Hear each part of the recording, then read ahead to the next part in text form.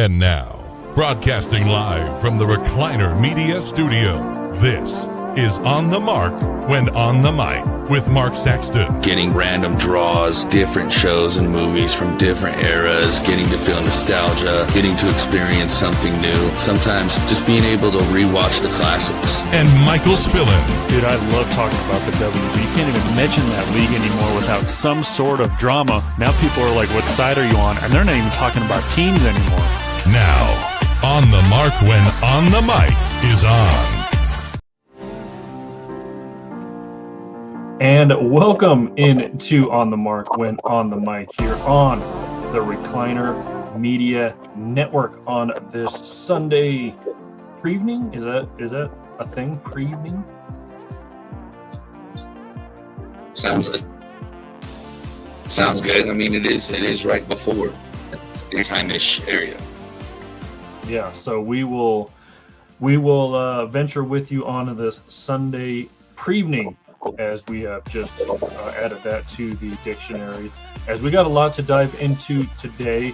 A lot of things going on in the sports world, and then we'll head to our entertainment portion of the show, and we will spin the wheel review and recap our latest venture in the world of movies as we recap the movie. It was Double Take, right? I didn't watch the wrong thing.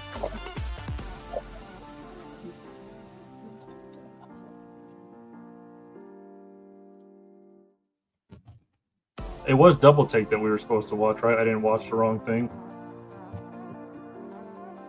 All right, seems like... Yeah, I have them more.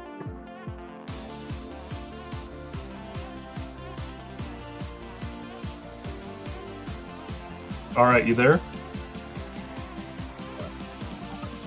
Yeah, my side was acting up. I don't know what was going on. Your side of the screen was... I got the circle of death there. Yeah, so did you. And you keep like pausing and unpausing your video. But yeah, so we will recap Double Take and dive into the world of sports. By the way, we had another Hall of Fame celebration. We'll dive into that as well. But first, as we do always, is get into what are you watching. Mark, why don't you kick this one off this week for us? Anything that you're on the top of your mind here?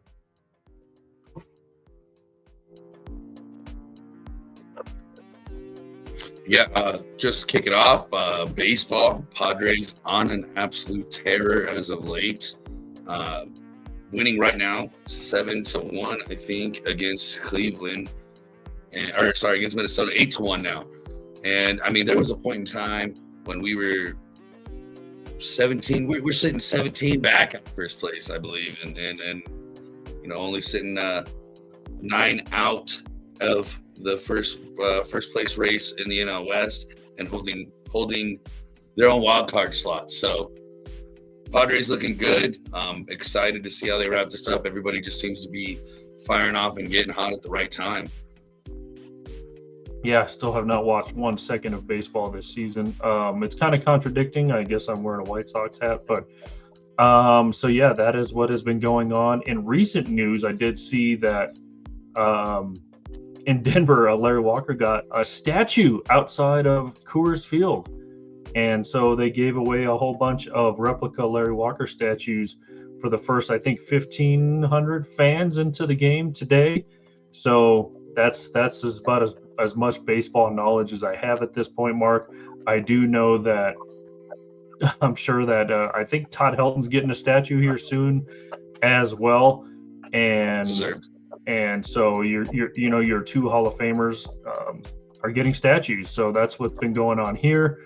The Rockies actually have won, I think, 10 more games than they already did last season. So that is a good sign, I guess.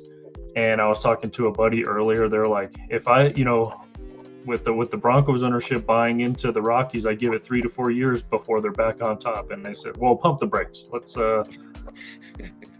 slow things down a little bit here. You're still in a division in, like you said, the Padres. You have the the Los Angeles Yankees, who just don't care how much money they spend. So you still gotta battle those demons before you can think 3-4 years down the line. So it has, but yeah, I guess it's been an exciting season. They've been a bunch of young guys that I guess experts thought that some of these dudes would be on the trading block at the trading deadline at the end of July, but all of them pretty much stayed put.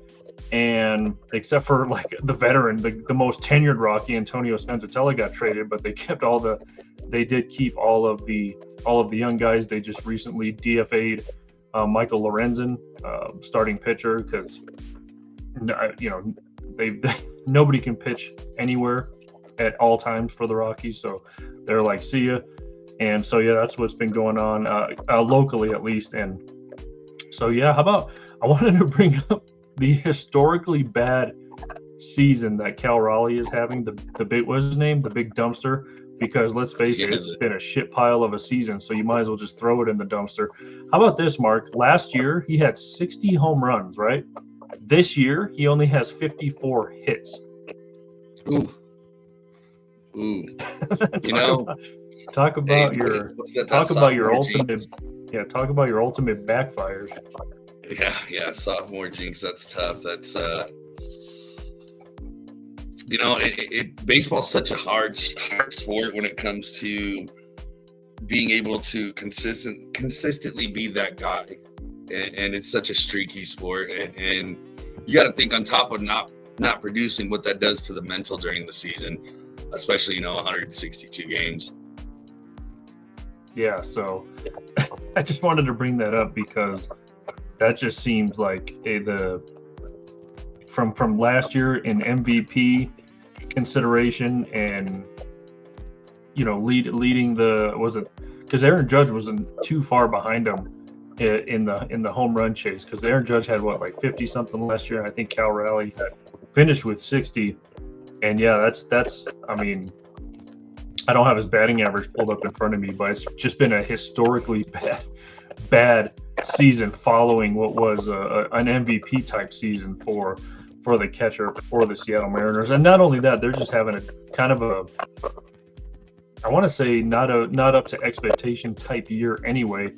And so that's been kind of funny how you just turn your season absolutely goes down the tubes after that. So that has been historically bad for Cal Raleigh. And so yeah, one of the things I'm watching, obviously the kind of a recap of the wild NBA season, or off season I should say, has been absolutely crazy. The latest, I guess, shoe to drop was the Nuggets were like, adios Peyton Watson, we're not giving you 4 years, $88 million. Listen, should the Nuggets have tried to their best to keep Peyton Watson? Yes, the Nuggets could not afford to pay him $88 million like Cleveland did. And let's face it, this was a dude, Mark, who literally looked like a baby deer on ice not even 2 years ago when he had a fast break. He would just fall down. And yeah, his offense got better over the last year and a half. His defense was obviously good last year, blocking shots and stuff like that, and just being a long, lengthy defender. But I don't know where he became this you got to keep asset for the Denver Nuggets. Like I said, 2 years ago, this dude couldn't even shoot. He couldn't run. He couldn't do anything. He was raw as they can. And maybe it wasn't, like I said, maybe even shorter than 2 years ago. And then he became this, we got to keep him, got to sign him, got to spend money. But there was no way the Nuggets were going to give him $88 million. So he goes to Cleveland, joins James Harden, who just signed a major extension. And then Max Strus, part of that 3-team deal with the Clippers as well. He goes to LA. Nuggets get 2 draft picks in return, which a lot of people were not happy about. But guess what? Here comes the sturdy 37-year-old vet DeMar DeRozan into the doors. Now people are saying, well, I guess Nuggets insiders are saying he's going to come off the bench for the Nuggets. He signs a 1-year, $3.9 veteran minimum deal, and they're like, screw you, dude. You're going to the bench. We don't care how good you are. Listen, I like Christian Brown, and he had an off season after getting paid 2 years ago. After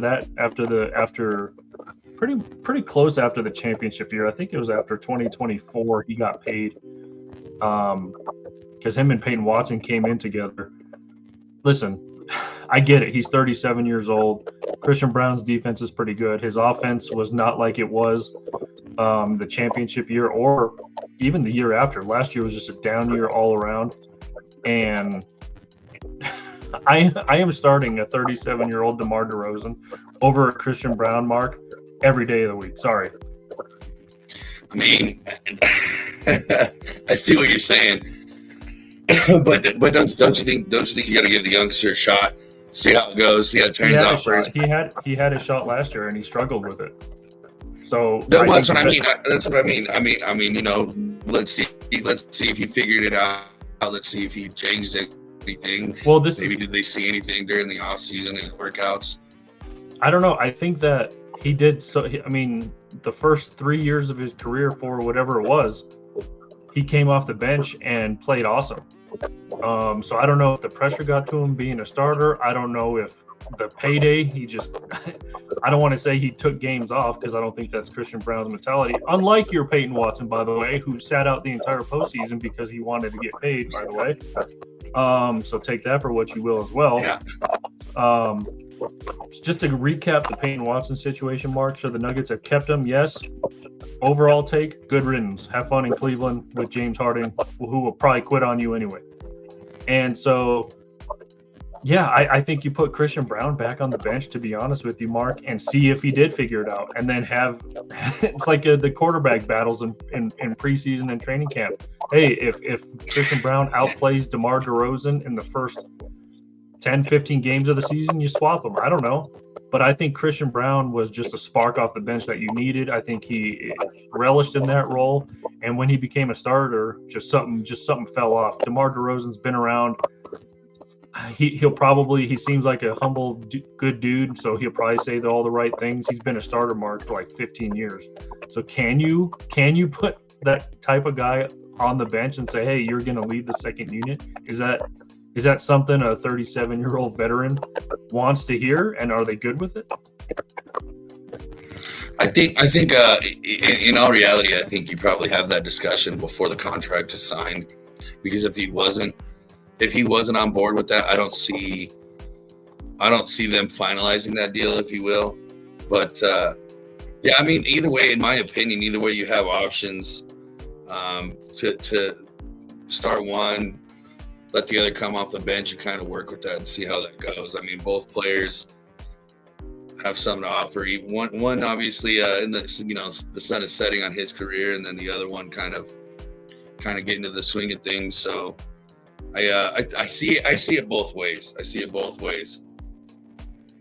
Yeah, so I guess time will tell. I don't know if the pen has touched the paper yet.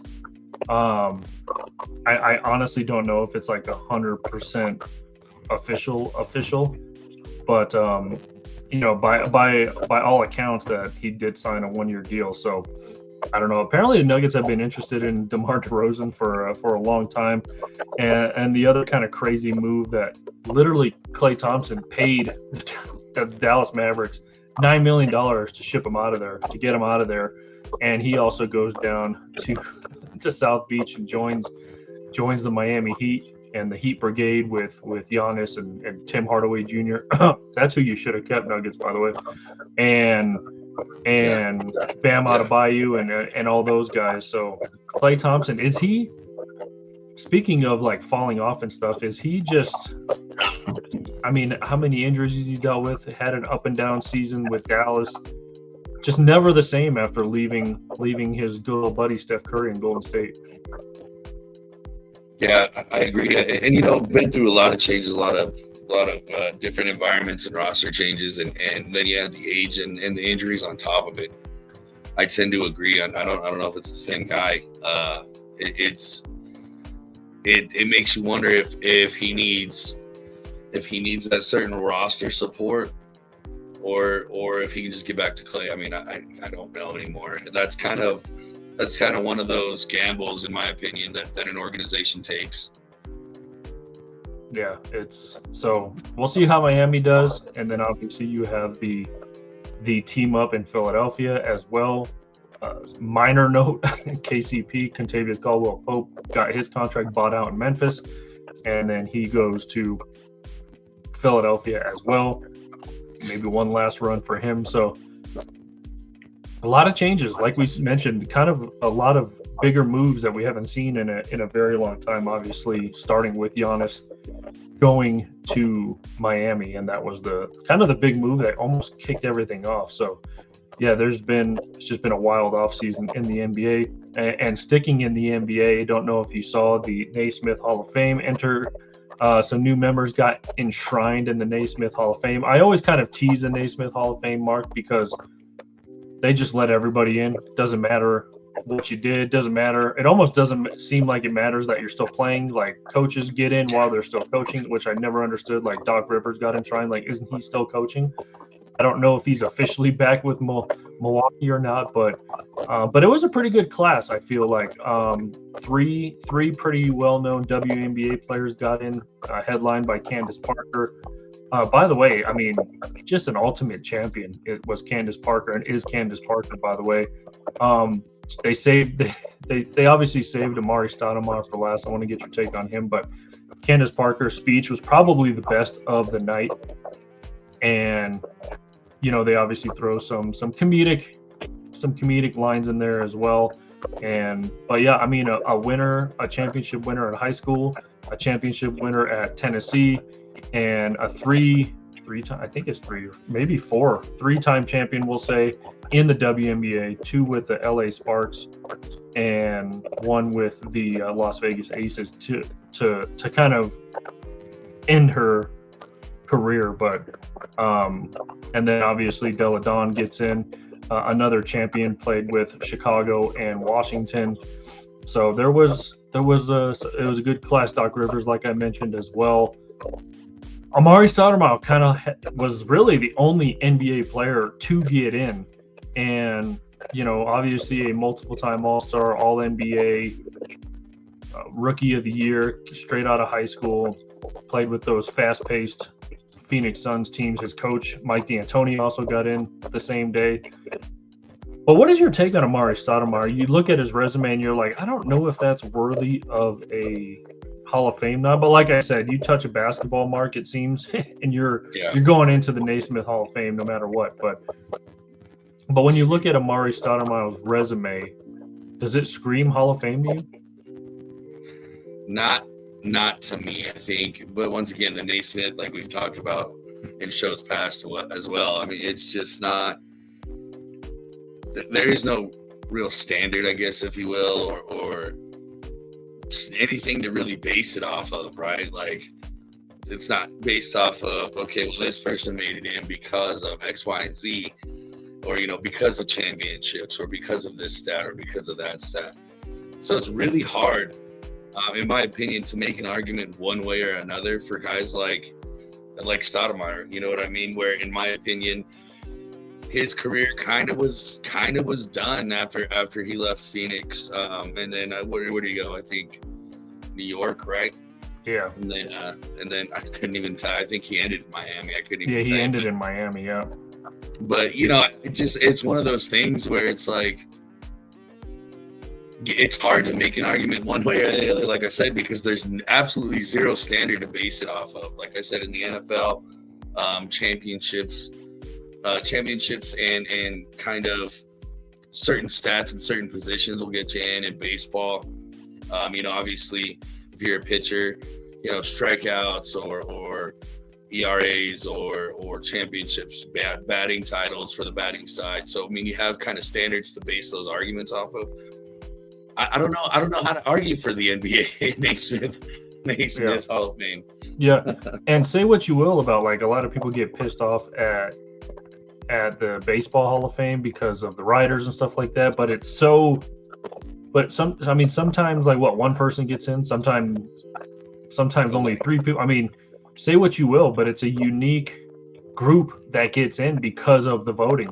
Football, it seems like they're letting a little bit more in, and I think the only qualification for Naismith, for players at least, I think you have to be retired, 4 or 5 years, just like football, just like baseball. You have to be.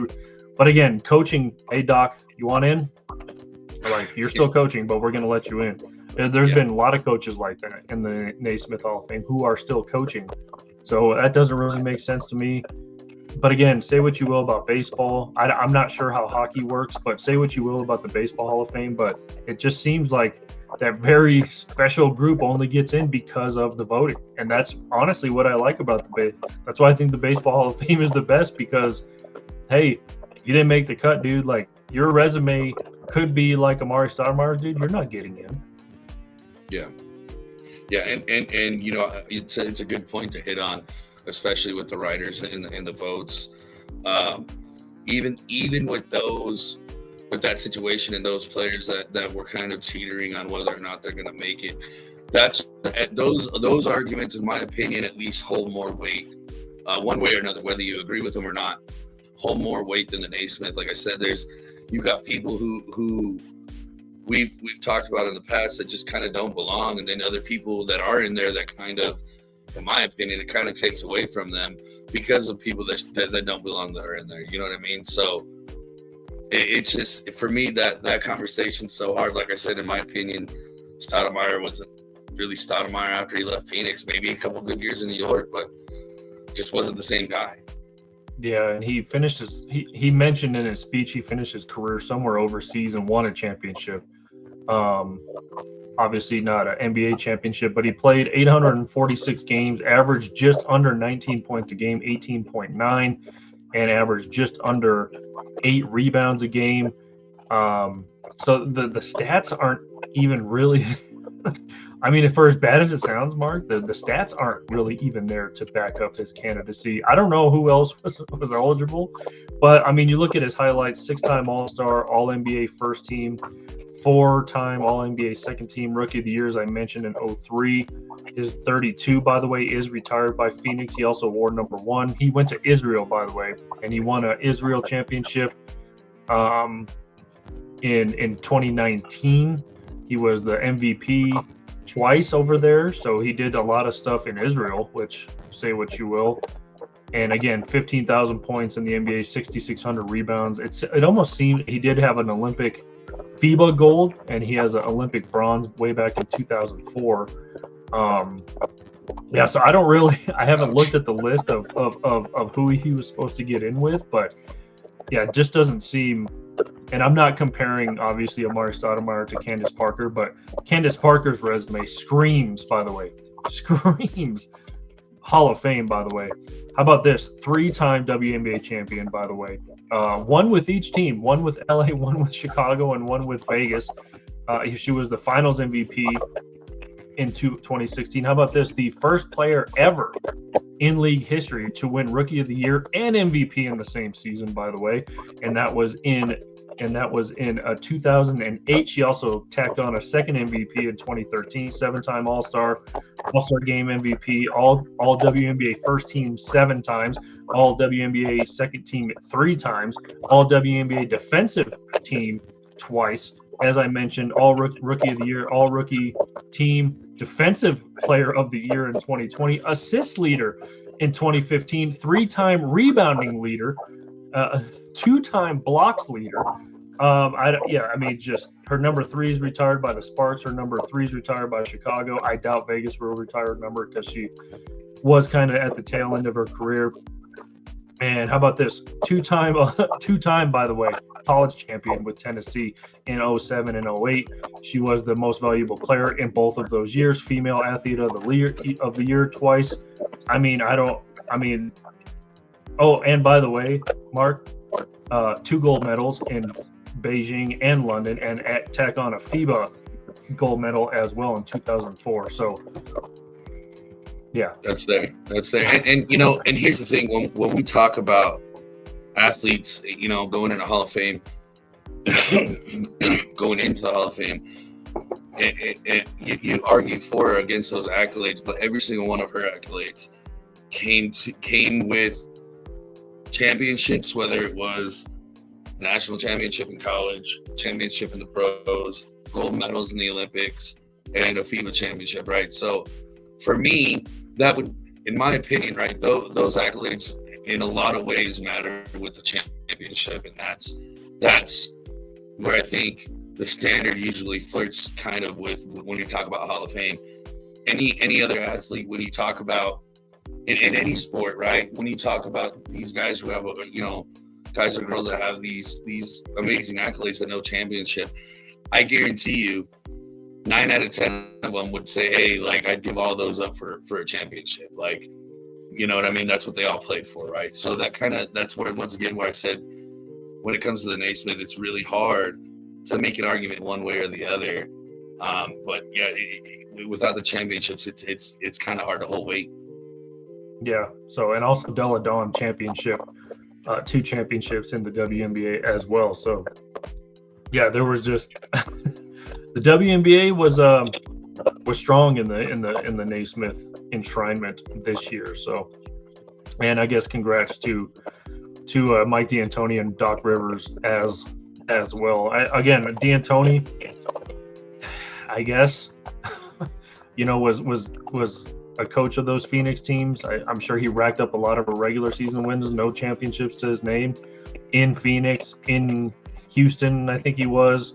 How about this? He started in Denver, by the way. And then I didn't know that. Yeah, and New York as well. So he couldn't get over the hump as well, but I'm sure he racked up a lot of regular season wins. So yeah, I just wanted to throw that out there as well. Anything else on your list? Man, just kind of the normal at this time of the year, kind of, gearing up for football, gearing up for the NFL and college, right around the corner, preseason. Have not watched 1 second or 1 snap of the preseason. I kind of take that time to really just prepare, as, in my opinion, these rosters have been set since April, if not sooner. And this is all just to kind of go and knock some rust off. So yeah, gearing up for those 2. Can't wait.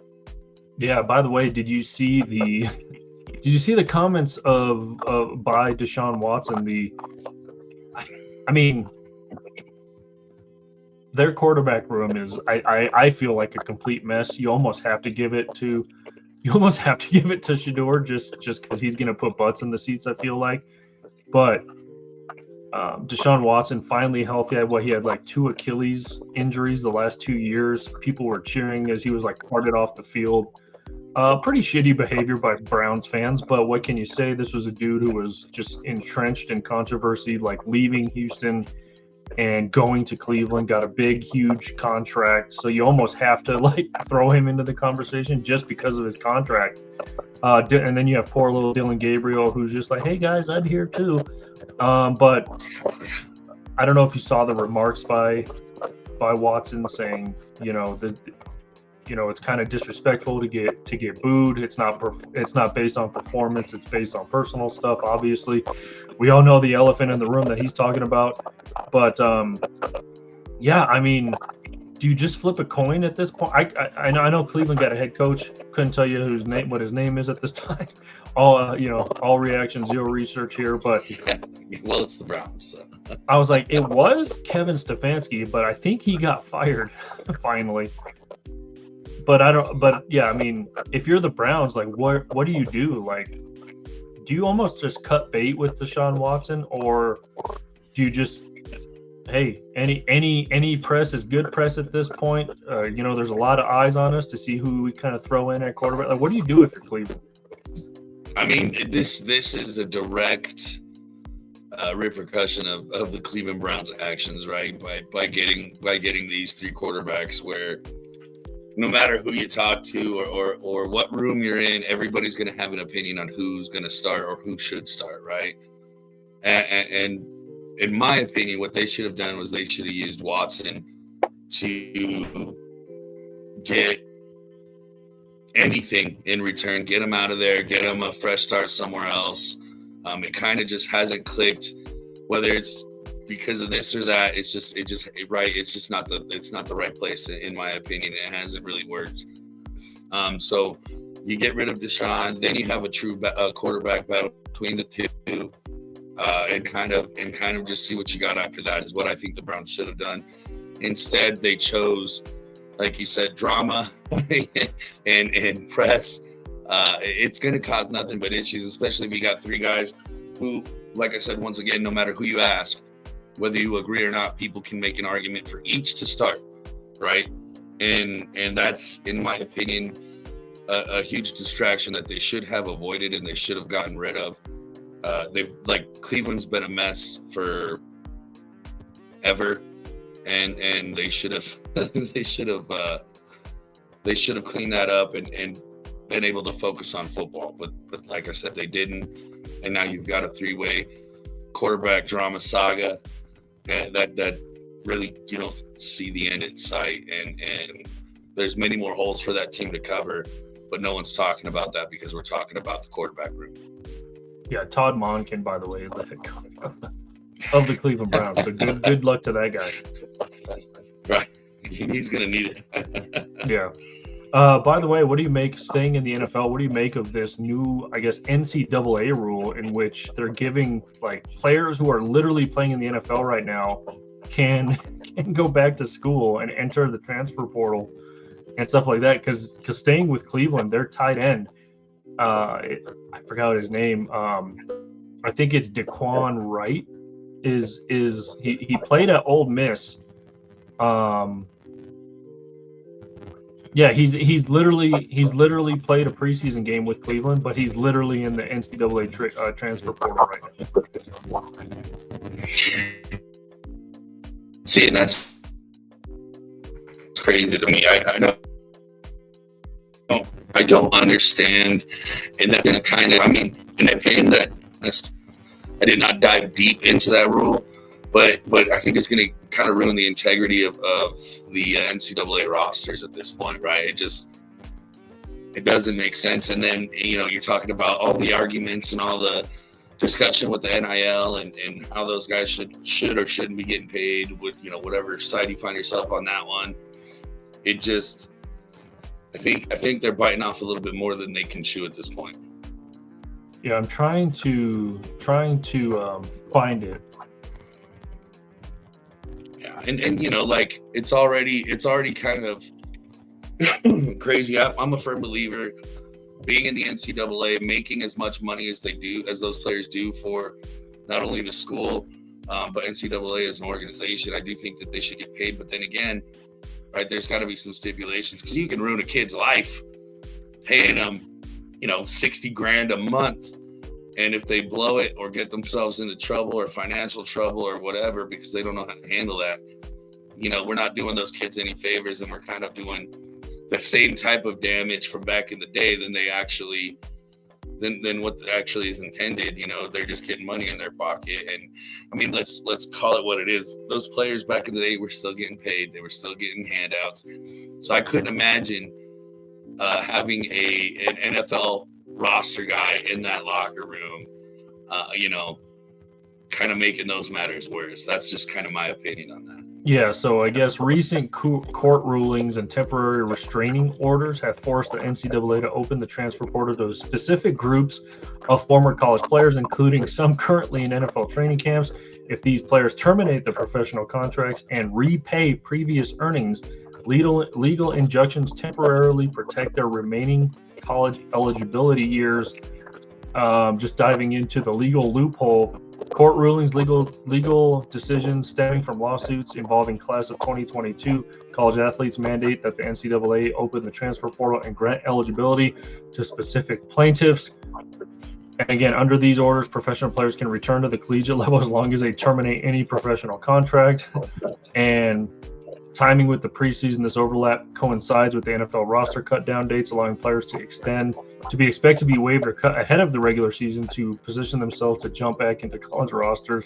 So that's just crazy. And again, I don't know how much they're paying back. Go ahead. I was gonna say I don't know how much they're paying back, like a rookie maybe on the bubble to make a roster out of preseason, but it can't be much. But still, I mean, you're probably giving up a few $100,000 preseason game check. I don't know how much these dudes make in the preseason, especially guys who are on the bubble, but yeah, that's pretty crazy still. Yeah.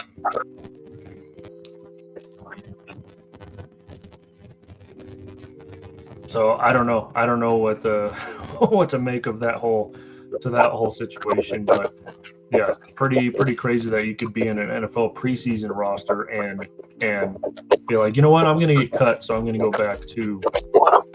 But I don't know if you can go back to your former team. I think you have to enter the transfer portal. Which still, I mean, at least they got that in place. But like I said, I still don't feel like you're doing like, I guess in my opinion, they should gear everything towards protecting those college kids and kind of keeping them out of harm's way, including, you know, them harming themselves in the fashion of like I said, being in any kind of financial trouble by getting all that money or having to pay all that money back at once or whatever the case may be. Obviously, all the motives are going to be geared towards the business and money. I understand that. And, you know, it kind of just sucks, but I just don't see how that's going to help anybody that isn't a lawyer or a NCAA board member. Yeah, it's just super. Like, these loopholes are just crazy. So we'll see what happens. How many guys go back to college after getting cut, I guess. Anything else? Anything you're not watching?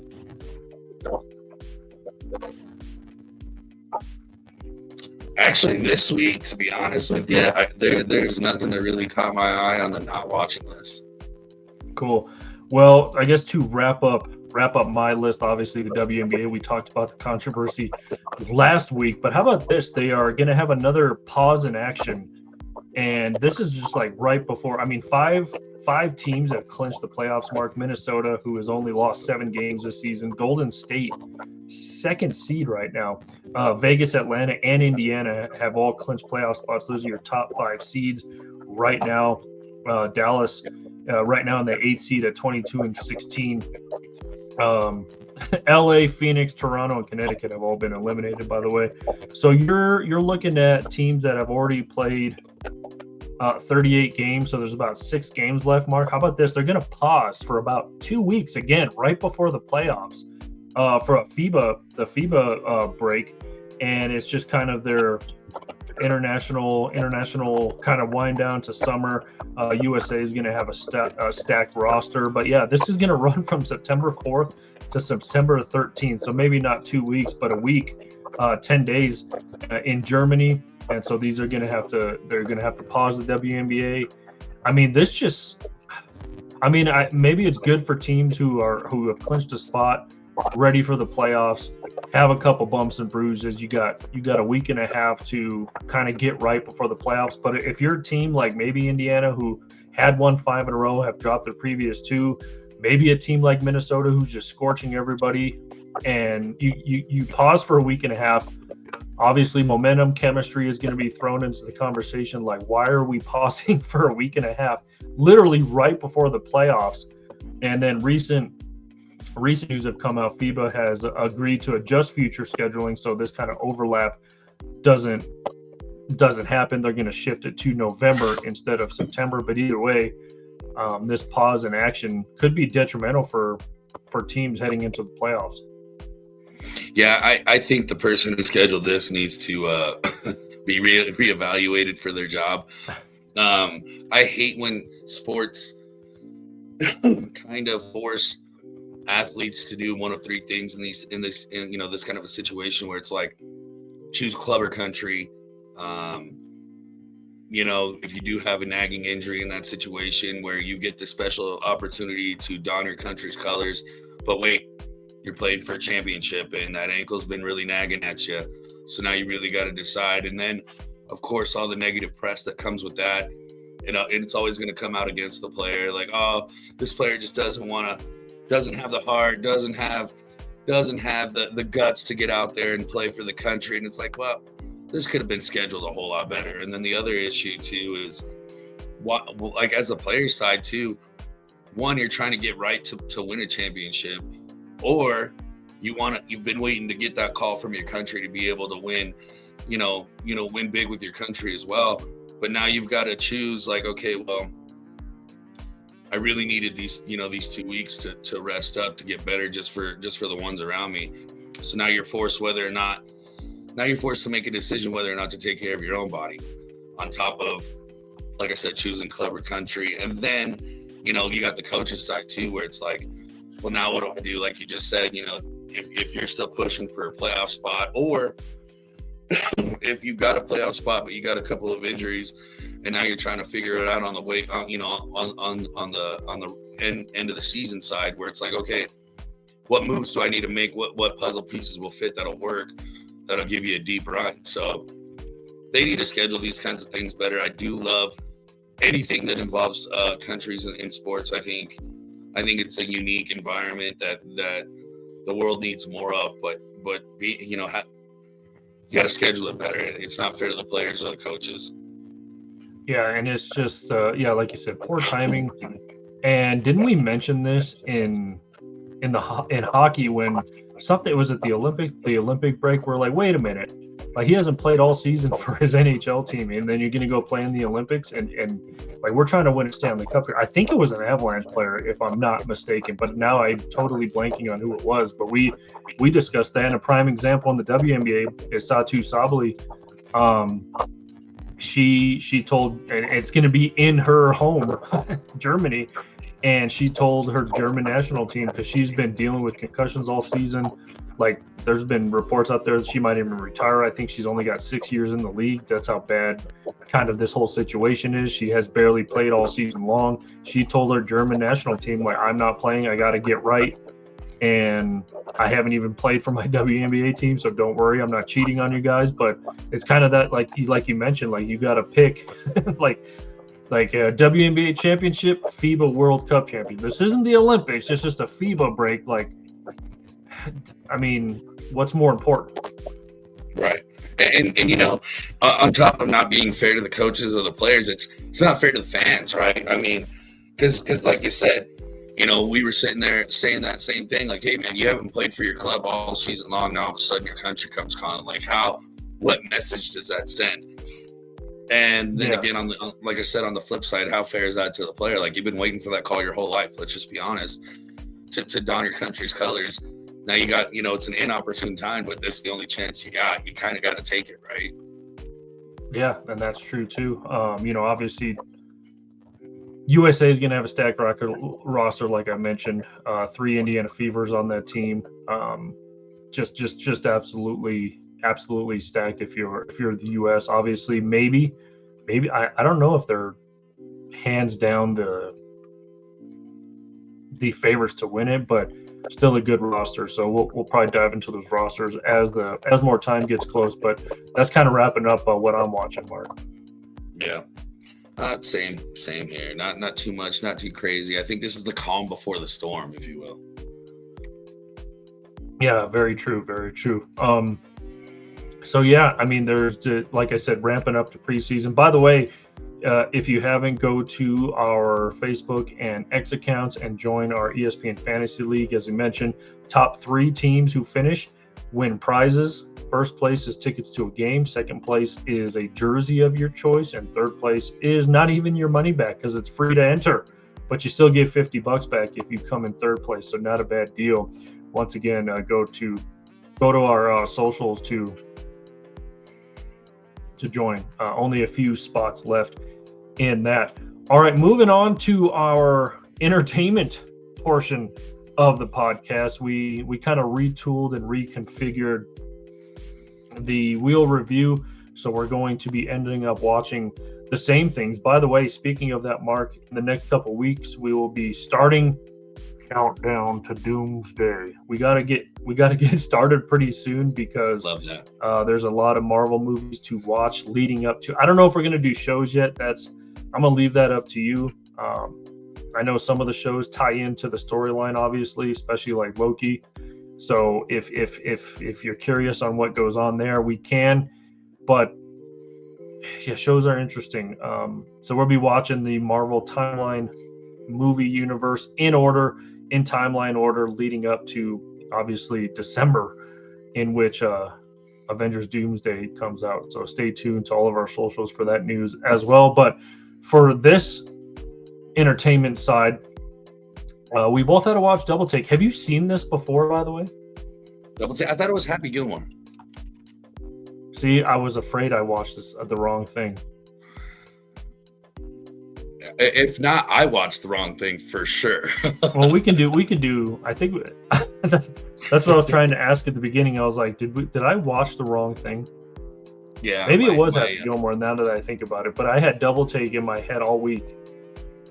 It doesn't help that my computer. I think it was just shocked that it was hooked back up to internet, so it started off real slow. It's been a little choppy in some areas, but yeah, I really. I'm good to do Happy Gilmore then. Okay, all right. Well, good, because I've never seen Double Take, so. Well, I hope it lands on that next time, so we can, yeah. But yeah, I mean, Happy Gilmore, obviously a classic. The sequel came out a couple months ago on Netflix. Obviously, Adam Sandler has a big contract with Netflix. But the first Happy Gilmore, 1996. I thought the second one was funny, but nothing. You know how like sequels never really live up to their predecessors in the first originals. There's been a couple sequels that have lived up to the billing, just because the first one did so well. They're like, we got to make a second one. We can cash in on this. Like Home Alone 2. I think that was a sequel. They're like, that might have been better at the beginning. I'm just trying to think of ones off the top here.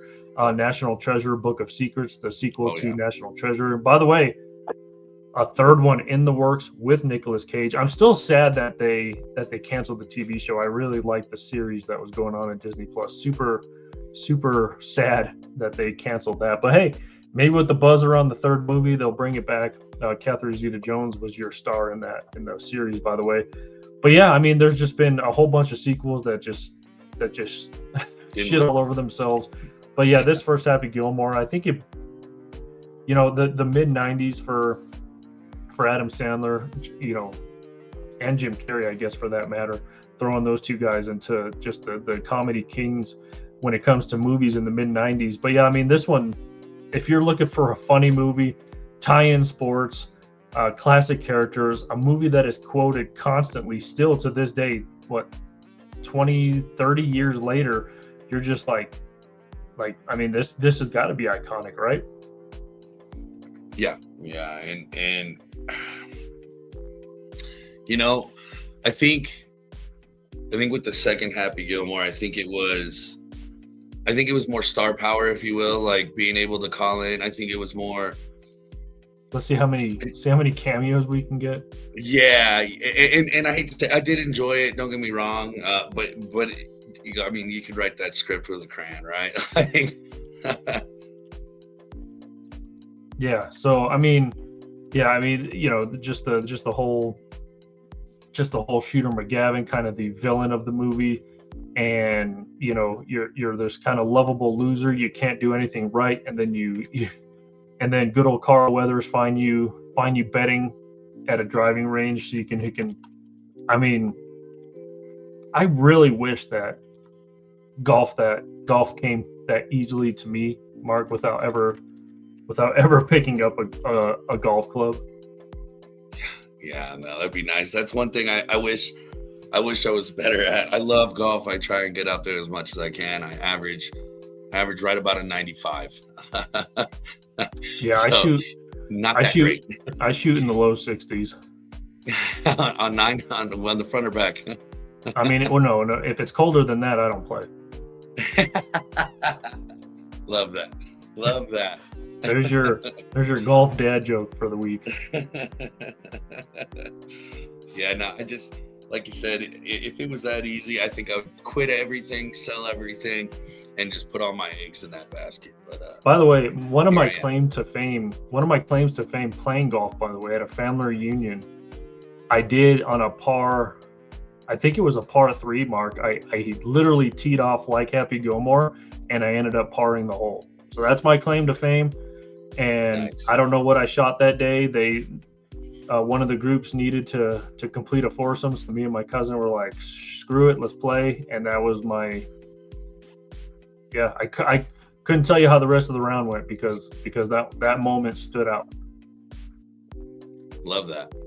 It was a few weeks ago. I went out and I piped a 315-yard drive which I think I can count on one hand how many times I've done that.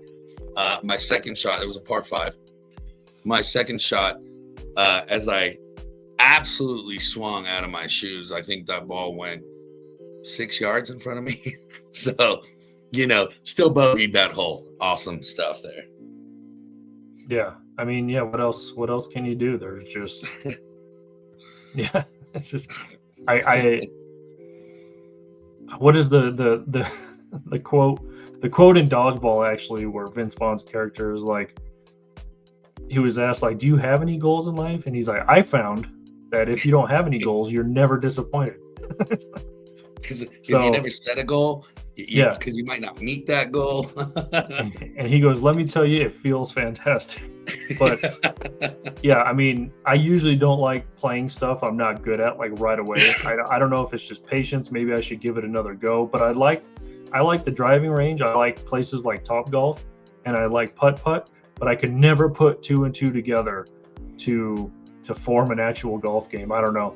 But I mean, this first movie, Mark, had a fantastic cast. Obviously, Adam Sandler as Happy Gilmore, Julie Bowen as Virginia, and you might know her in other things like Modern Family. She was also in Lost, and so if you've seen her name around, obviously Carl Weathers as Chubbs Peterson, Christopher McDonald as Shooter McGavin, just Bob Barker. The Bob Barker scene, still one of the classic, I guess, comedic scenes that you'll see in a movie as well, when they're paired with and you can also see some SNL ties, as Kevin Nealon was in there. He was the guy who's like, shut, block, out. Yeah. So, and obviously Adam Sandler's movies going forward, you could see a lot of his buddies, a lot of SNL ties in his movies going forward. But yeah, this is just an all-time classic, Mark. Came out in 96. And again, whether you're looking for a comedy, this nails it on the head. Whether you're looking for a sports movie, this nails it on the head. Some unrealistic scenes as well, like, him hitting on the final hole, just, banking it off the radio tower thing that fell over off the VW Bug and stuff like that. And Shooter couldn't believe it. And, I believe that jacket is Mr. Gilmore's. So yeah, I mean, it's just, I mean, it nails your comedy side of things and your sports side of things. And I think one of the few movies that actually do that in a sports. Obviously, if like sports is a drama, like Remember the Titans, I don't know, some parts of Mighty Ducks, Coach Carter, stuff like that. Like, this one just, it's hard to find a comedy and a sports movie that nails both on the head. Agreed. And as it's funny because, as Adam Sandler kind of grew within his, career and making movies and stuff like that, the whole, that's something the whole family can enjoy too, right? Like, the Happy Gilmores and all the other family movies he made and kind of just coming up. So it kind of hits the head on so many different, levels. And it was fun for everyone back then when they were still trying to get golf to be way more popular, which, I think a lot of people, there was a lot of movies back then too that would kind of make fun of, the dad or the grandpa watching golf and everybody was bored. I think we've all seen that kind of a scene going into, the 90s especially. And so kind of bringing golf to life in a manner which, let's face it, the common man would like to see it. He was able to bring that to life and, in his own way. And just, it's bringing that stadium environment to golf, like where, it's the guy's holding up the please quiet sign and he goes, come on, let's hear it, get them going. And, the fans all started getting loud as he teed off. So, amongst it being, a sports movie, a family movie, everything else, he kind of just brought golf to life, I think, for the common man. How many people, this is golf. That's your shanties. Yeah, just great all around. Yeah, I mean, and they've even played off I mean, I love how they brought Christopher McDonald back for the sequel as well. A lot of those guys came back for the sequel that they could. the tall dude with the nail in his head. His son in the sequel was Eminem, like all crazy. So yeah, I mean it's fun to throw those ties in. Like you said, it was almost like how many cameos and celebrities and stuff like that can we squeeze into one movie? So yeah, I mean I was still a little sad that Virginia wasn't in the second one for that long. That was kind of weird, but yeah, there you go. So yeah, just a classic sports comedy movie that's been, I think it's one of those few too that still holds up to this day. Yeah, you can show any generation that the original Happy Gilmore, and just I don't think you're gonna find somebody that's disappointed. You know what I mean? Yeah, always good to watch. The Nail comes out next week. All right, so let's spin this week's wheel review to see what we'll be watching next week. Are we good to include TV shows this week, or I don't think we've really discussed how we wanted to. I say if you're good with it, I say let's run one more week of a movie, and then we could kind of iron out the rest. Or I mean, we can just go in blind. I'm down with that. No, I like let's do 1 week of movies and then one more week of the movies, and then let's figure out, and then we'll figure out how to really do the TV show here. But yeah, we'll spin movies one more time this week, and then we'll dive into, we'll add TV shows to the mix next week. I don't remember who spun last. Again, and if it lands on Marvel Madness, we'll respin as well. Yeah, and it doesn't really matter because we're watching the same one, right? So I don't think it matters who spun. All right, so here we go. We're spinning the genre wheel, by the way. Your favorite. Oh no. Your favorite genre. So it landed on horror. All right, let's see which one.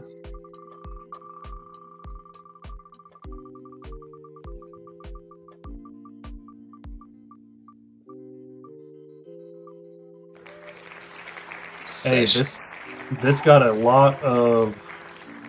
This is like critically acclaimed type. Never heard of it, I don't think.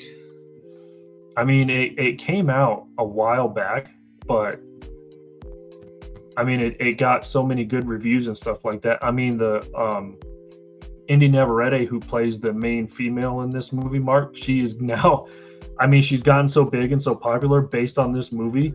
She's going to play Rogue in the new X-Men cast that's coming out. So, nice.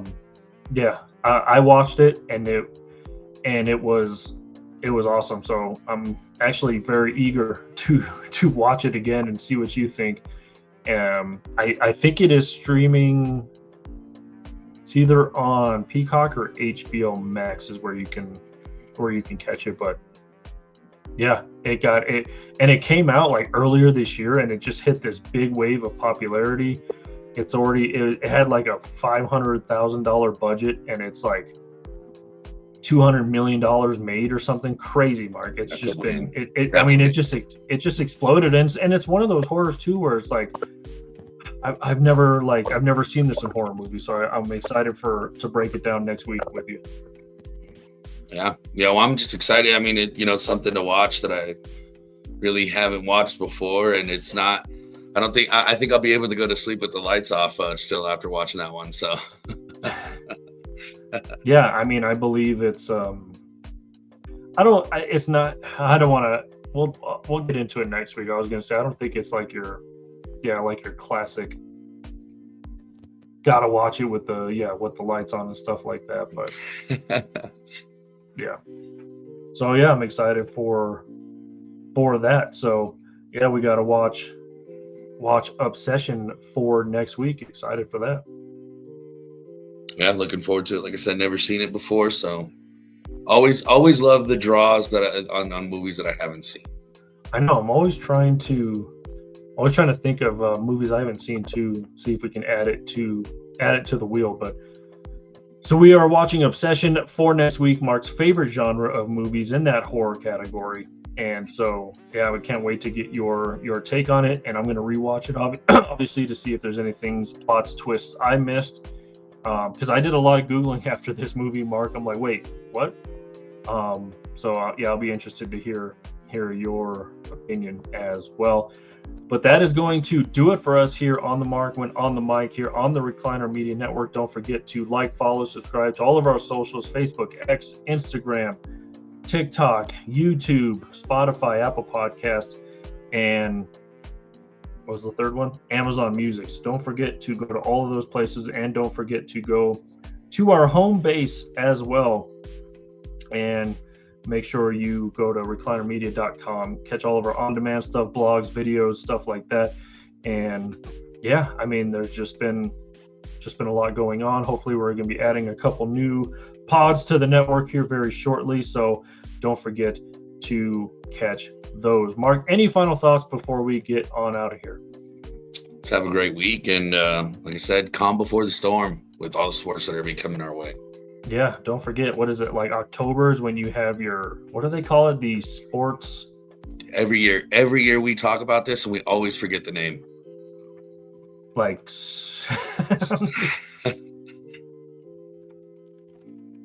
I guess I got to look it up. Yeah, we're going to have to Googly that one. Sports apocalypse is what the sports equinox. There you go. There you go. There it is. Equinox. Can never remember that term, apparently. We'll talk about it again next year and then have to look it up again next year. There you go. But we're going to get out of here. For Mark Saxton, I am Michael Spillman. We will talk to you next week.